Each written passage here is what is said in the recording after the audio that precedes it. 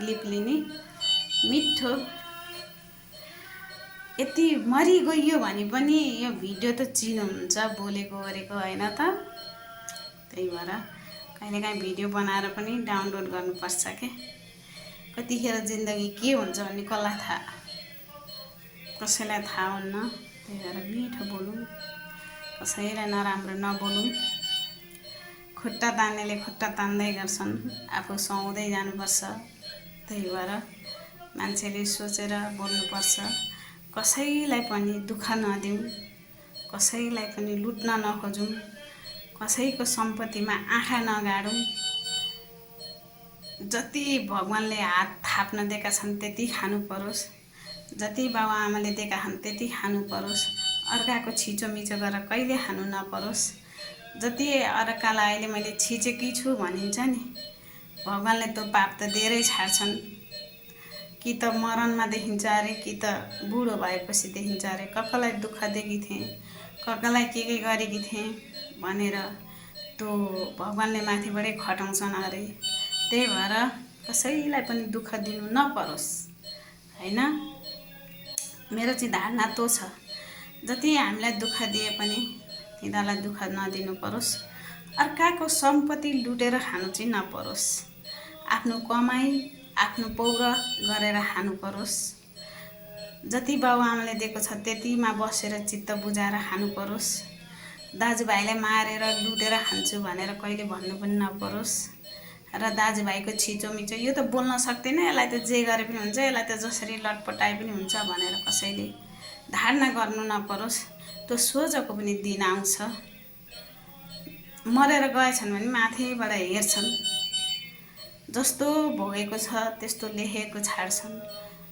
त्यही भएर बाँचुन्जेल सत्य बोलेर सत्य बाटोमा हिँड्नुपर्छ। अहिले एउटा ठुलो घर भयो, धनी भएँ, यसलाई त म जसरी पनि पछाड्छु भनेर कहिले त्यो व्यवहार नगर्नु नपरोस् है। चाहिँ यही सुझाव छ। मेरा पनि दुईटा भाइ छन्। ती भाइहरूले पनि अलिकति आफू हुने हानि भयो भने हामीलाई नदिए पनि अलिकति आफूभन्दा दुखी गरिबलाई दिने गर्ने गर बानी सिकाओ। अर्काको दाजुभाइको आफ्नो पनि अलिकति नछोड र अर्काले छिचोमिचो गरेको पनि नसह। र धेरै ठुलो कुरा आज धनी छु भनेर त्यो गरिबलाई पछार्ने बाटो नगर। जति छ त्यति खाने कोसिस गर सबैजनाले। मेन कुरो अर्काको सम्पत्तिमा आँखा लाउँदै नलाउनु परोस्। यो कुरा चाहिँ सबैले ख्याल गरे हुन्छ। पालो सबैको एउटै हो, मरेर लाने जिन्दगी केही छैन। त्यही भएर जय जय होस्, राधे राधे सबैको है। जस्तो छ त्यस्तामा रमाउने गर सबैजना। अर्काको सम्पत्तिमा आँखा लाउने नगर। आज राम्रो छ, भोलि राम्रो छ, पर्सि राम्रो छ, त्यो अर्कालाई रुवाको या छोराछोरी या कसैमा भगवानले झारेरै छाड्छन्। त्यही भएर सत्य बाटोमा हिँड्नु परोस्। भगवान रक्षा गरून् सबैको। जय होस्।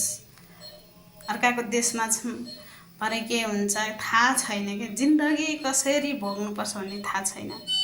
त्यही भएर कसैको एक रुपैयाँ पैसा खानु पनि नपरोस्। ऋण लाग्छ, ऋण जसले पनि काट्छन्, तर सत्य बाटोमा हिँड्ने बानी गर्नुपर्छ। बरु दिएर खानु परोस्। अर्काको हृदय रुवाएर कहिले पनि एक पैसा खानु नपरोस्। मलाई बुवाले पनि त्यही भन्नुहुन्थ्यो कि मर्ने बेला मेरो बाबाले, नानी आफ्नो धरती आफ्नो माटो कहिले नबिर्सी। अर्काले दाबी गरेर खाए पनि आफूले चाहिँ अन्याय केही नगरे छोरी भन्नुभएको छ कि मेरो बुवाले। त्यो मलाई जहिले पनि खिड्को पर्छ। अहिले म बितिसिनेको 16 वर्ष भयो, तर मैले अहिलेसम्म ऋण छ, ऋण लाग्छ जसलाई पनि, तर कसैको 5 पैसा खानु नपरोस्। बरु मेरो बाबाले पनि कसैको 5 पैसा खानु भएन, बरु अलिअलि लगाएर जानुभएछ। म त 10-11 वर्षमा गएको। मेरो बुवाले धेरै कुरा भन्नुभएको छ, मेरो मनमा छ। त्यही भएर बाबुआमालाई जिन्दगीभरि मेरो बुवाले कति दुःख भोग्नु भएको रहेछ, कति चेतना रहेछ नि त्यो मलाई थाहा छ। हिजो हजुरबाको तिथि श्राद्ध भयो। मेरो बाबा वैदिक आमा पनि थियो। राम्रो मान्छेले भगवान्ले चाँडै लाँदा रहेछन्। राम्रो मेरो बुवाले दुःख भोग्नु परेन। सबै छोराछोरी आफ्नो आफ्नो बाटोमा लागे। बाल्टाङ बुल्टुङ भएका थिएनन्। सबैको खुट्टामा टेकाइदिनु भयो। सबै छोराछोरीलाई बिहादान गरिदिनु भयो। भगवान्ले चाँडै हजुरबा हजुरआमासँग चाँडै लगे। मेरो बुवाको प्राण राम्रोसँग गयो। माथिबाट पनि हेरिराख्नु भएको होला, आशीर्वाद दिइराख्नु भएको होला मेरो बुवाले। आज 7 महिना भयो। मेरो ठुलो घर खड्को लाग्छ यो असारमा। असार सम्झिने बित्तिकै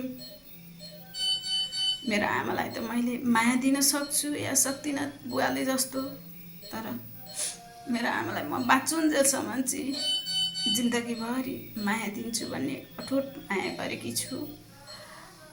भगवान् माथिबाट हामी 4 बहिनी 5 बहिनी छोरी, 2 भाइ छोरा, 2टी बुहारी हुन्छन् होला। अहिले त एउटी मात्रै छिन्। सधैँभरि बुवाले आशीर्वाद दिनुहुन्छ भन्ने आशा छ। केही प्रगति गरे पनि मैले सकिछु भने मेरो बाबा सधैँभरि मेरो शिरमा मेरो बुवालाई राखेर हिँड्नेछु। धेरै कुरा भन्नुभएको छ, तर मेरो मनमा छ मेरो बुवाले यति कुरा चाहिँ मलाई भन्नुभएको छ, अलिकति कमाइस्, अलिकति राम्रो भइस् भने पनि कसैको छिचोमिचो नगरे, जति मैले सकिछु त्यति छोरी छोरी नडराई काली भन्नुहुन्थ्यो कि बुवाले मलाई। बुधबार बित्नु हुने रहेछ, मङ्गलबारै कुरा गर्नुभयो मेरो बाबाले। त्यही पनि म खुसी छु। मेरो बुवाको मैले कतिसम्म गर्न सक्छु या सक्दिनँ, भगवान्ले पनि साथ देलान्। मलाई जस्तो पीड रोग लागे पनि म लड्न सक्छु भन्ने आँट छ। र कसैको सम्पत्तिमा चाहिँ आँखा लाउनु नपरोस्। अर्काले धुतेको, अर्कालाई रुवाको सम्पत्ति खानु कसैले नपरोस्। मेरो हजुरबाले किलेर गएर, आमैले किलेर गएर, बुवाले किलेर जानु पर्यो। तिनै हजुरबाले दिएको सम्पत्तिमा दुनियाँले आँखा गाडेका छन्, तर मेरो बुवाले त कसैको छिचोमिचो गरेका छैनन्। तर दुनियाँले देखेका छन्। तर गरिब दुखी छ, यसलाई यसरी जसरी पनि लडाइ हुन्छ भनेर 3 दाजुभाइमा एक मेरो बुवा त घटे। तर कसैले त्यसरी हेपेर हेलेसी गर्नु कसैले नपरोस्। भगवान् त्यही भन्छु। बाई। धेरै कुरा भन्नुभएको छ मेरो बाबाले।